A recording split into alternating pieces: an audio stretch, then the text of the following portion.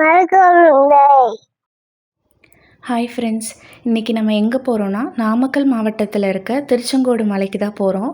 திருச்செங்கோடு நாமக்கல் மாவட்டத்தில் என்ன Erode solar bus stand காமிக்கிறீங்கன்னு பார்த்தீங்கன்னா, ஈரோடு வழியாகவும் திருச்செங்கோடு கோவிலுக்கு ஒரு பஸ் இருக்குது. இந்த கோயில் போகணுன்னு பல நாள் ஆசை, அது இன்றைக்கி தான் நிறைவேறி இருக்குது. ஈரோடுலேருந்து E1 அப்படிங்கிற பஸ் 2 மணி நேரத்துக்கு ஒரு தடவை பஸ் ஸ்டாண்டில் எடுப்பாங்க. அந்த பஸ்ஸு தான் திருச்செங்கோடு கோவிலுக்கு நேரடியாகவே போகும். இப்போ வாங்க நம்ம கோவிலுக்கு போகலாம்.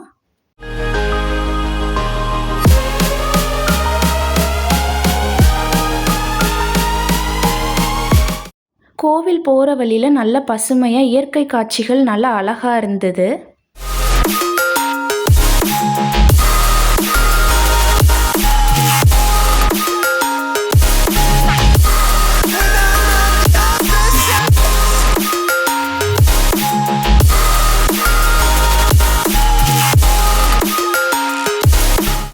இதுதான் காவேரி ஆறு ஃப்ரெண்ட்ஸ்.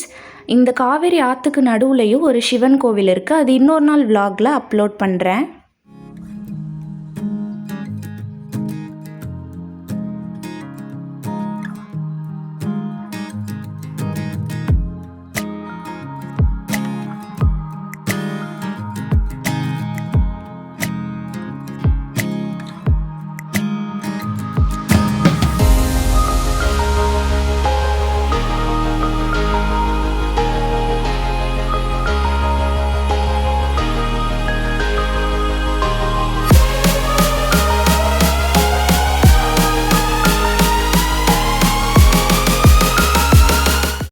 இப்போ நம்ம திருச்செங்கோடு மலைக்கு ரீச் ஆகிட்டோம் ஃப்ரெண்ட்ஸ். இந்த திருச்செங்கோடு மலையோட வரலாறு எனக்கு தெரிஞ்ச அளவுக்கு கொஞ்சமாக நான் சொல்கிறேன் ஃப்ரெண்ட்ஸ், கேட்டு தெரிஞ்சுக்கோங்க. ஒரு தடவை வாயு பகவானுக்கும் ஆதிசேஷனுக்கும் ஒரு போட்டி நடக்குது. ஆதிசேஷன் மேருமலையை அவரோட படத்தால் அவரோட தலையால் மூடி வச்சுக்கிறாரு. வாயு பகவான் அவரோட காற்றை யூஸ் பண்ணி அவரோட சக்தியை யூஸ் பண்ணி ஆதிசேஷனை விளக்க பார்க்குறாரு. ஆனால் முடியல. உடனே வாயு பகவான் அவரோட சக்தியை எல்லாம் அடக்கி வச்சுக்கிறாரு, மூச்சை அடக்கி வச்சுக்கிறாரு. மக்கள் உலகத்தில் இருக்க மக்கள் காற்று கிடைக்காம அவதிப்படும் போது ஆதிசேஷன் எல்லாரும் வேண்டி வாயு பகவான் கொஞ்சம் ஆதிசேஷன் தளர்வு செஞ்ச நேரமாக பார்த்து அவரோட சக்தியை ஃபுல்லாக சேர்த்து வச்சுருந்த சக்தியை ஃபுல்லாக பயன்படுத்தி ஊதும் போது அந்த மேருமலையில் இருக்க சில பாறைகள் 3 பாகமாக பிரிஞ்சு விழுகுது.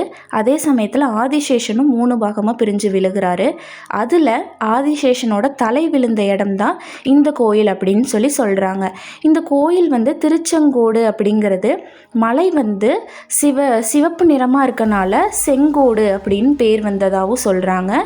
இங்கே இந்த மலையோட புகழை பார்த்து திருச்செங்கோடு அப்படின்னு பேர் வந்தது அப்படின்னு சொல்கிறாங்க ஃப்ரெண்ட்ஸ். விநாயக பெருமானை கும்பிட்டு நம்ம மேலே மலைக்கு போகலாம் ஃப்ரெண்ட்ஸ். இந்த கோயிலுக்கு வந்தது நம்ம பழனி மலையில் இருக்க முருகன் தான் சொல்கிறாங்க. சிவபெருமான் பார்வதி தேவி கிட்ட கோச்சிட்டு பழனி மலைக்கு வந்ததுக்கப்புறம் அங்கேருந்து பார்த்தும் கைலாயம் தெரிகிறனால முருகப்பெருமான் இந்த மலைக்கு வந்ததாகவும் சொல்கிறாங்க. இங்கே இருக்க முருகப்பெருமானோட பேரே செங்கோட்டு வேலவர் அப்படின்னு நிறையா புராணங்களில் இந்த முருகப்பெருமானோட பெருமைகளை பற்றி எழுதியிருக்காங்க ஃப்ரெண்ட்ஸ்.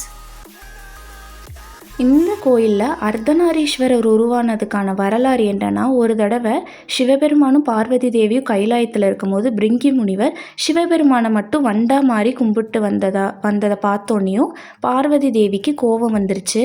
உடனே சிவபெருமான் கிட்ட கேட்க, நீ போய் பூமியில் தவம் செய், அதுக்கான பலனை உனக்கு நான் பூலோகத்தில் தரேன் அப்படின்னு சொல்லியிருப்பார்.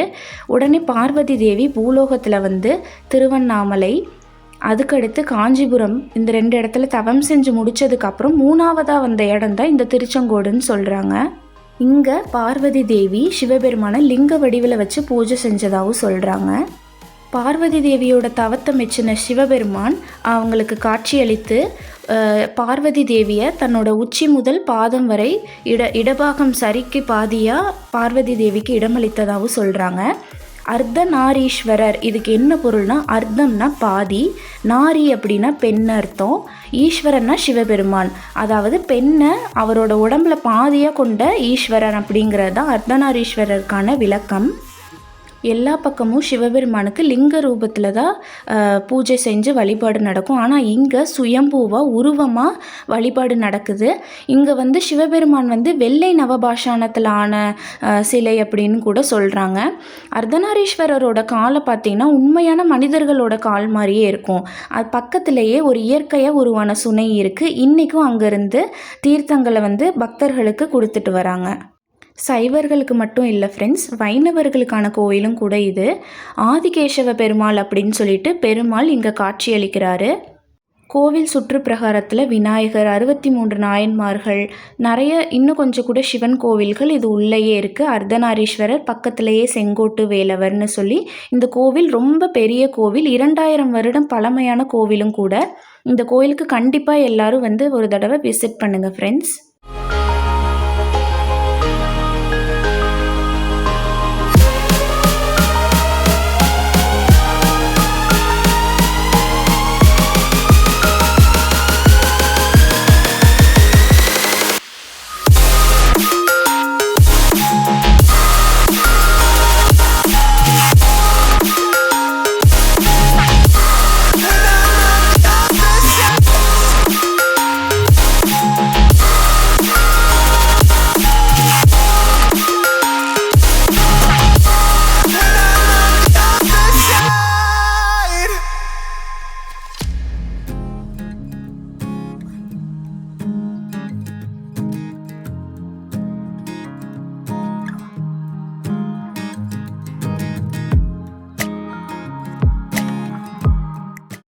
அவ்வளோதான், இதோட கோயில் விலாக் முடியுது.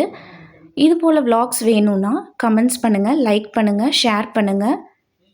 இந்த வீடியோ எப்படி இருந்துச்சுன்னு கமெண்ட்ஸ் பண்ணுங்கள் ஃப்ரெண்ட்ஸ்.